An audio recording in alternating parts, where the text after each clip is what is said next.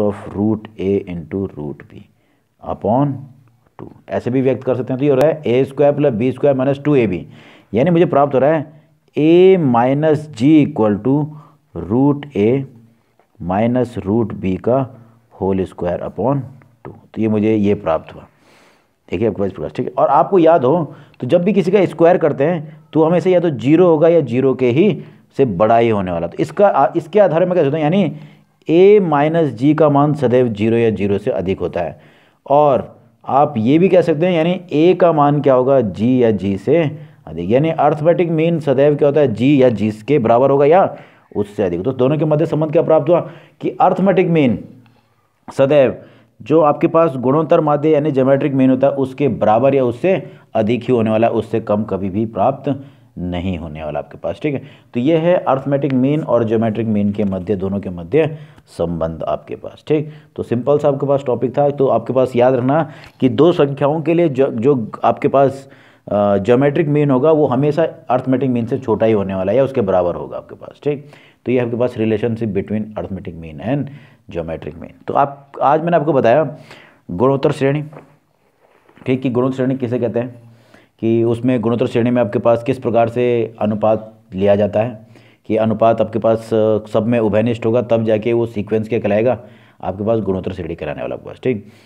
और साथ में मैंने आपको बताया ज्योमेट्रिक मीन, उसमें गुणोत्तर श्रेणी का व्यापक पद, उसका आपके पास n पदों का योग, साथ में आपके पास गुणोत्तर माध्य क्या हुआ, और दोनों समांतर माध्य और गुणोत्तर माध्य के बीच संबंध, और बीच में कुछ एग्जाम्पल भी कराए हैं। तो हमें ना इन जो हमने टॉपिक पढ़े हैं उसके आधार पर इजीली कुछ ना कुछ एग्जाम्पल जो आपको जो एक्सरसाइज क्वेश्चन है उनको हम इजीली कर सकते हैं आपके पास, ठीक है। तो नेक्स्ट वीडियो में आपको मैं कुछ क्वेश्चन कराने वाला हूँ किससे संबंधित, इन टॉपिकों से संबंधित आपके पास, जो कि एक्सरसाइज 9.3 आपके पास है, उसको मैं आपको बताऊंगा आपके पास। उसके कुछ क्वेश्चंस आपके पास हैं जो मैं आपको अभी भी बता रहा हूँ और आप इजीली उनको समझ सकते हो आपके पास, ठीक।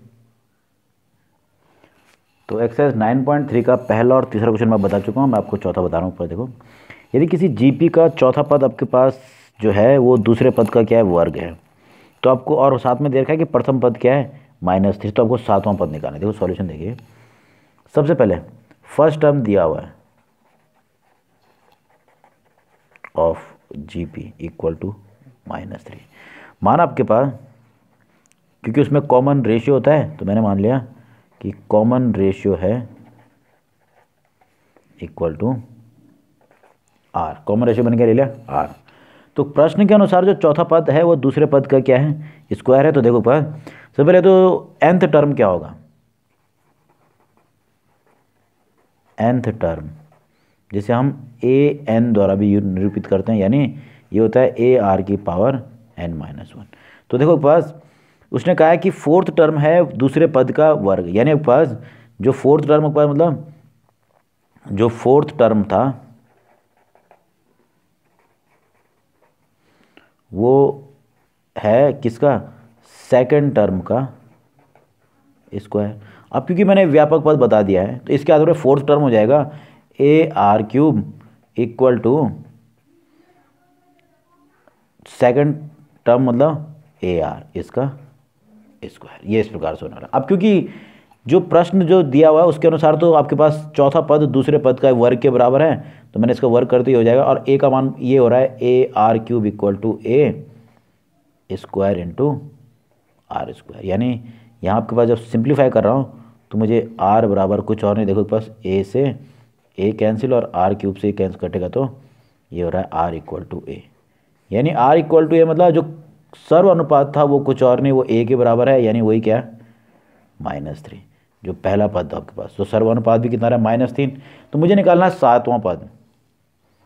नाउ a7 इक्वल टू क्या हो जाएगा, ar की पावर 6। तो आपके पास फॉर्मूला जो था उसके अनुसार हो जाएगा, a था आपके पास -3 और r भी आया -3 की पावर 6। तो ये इस प्रकार से आपके पास मैंने आपके पास वैल्यू निकाल ली आपके पास है। तो जब इसको सिंप्लीफाई करेंगे तो आपके पास देखिए सिंपल सबका क्वेश्चन आपके पास था, तो इसलिए तो रहा -3 ऐसे ही,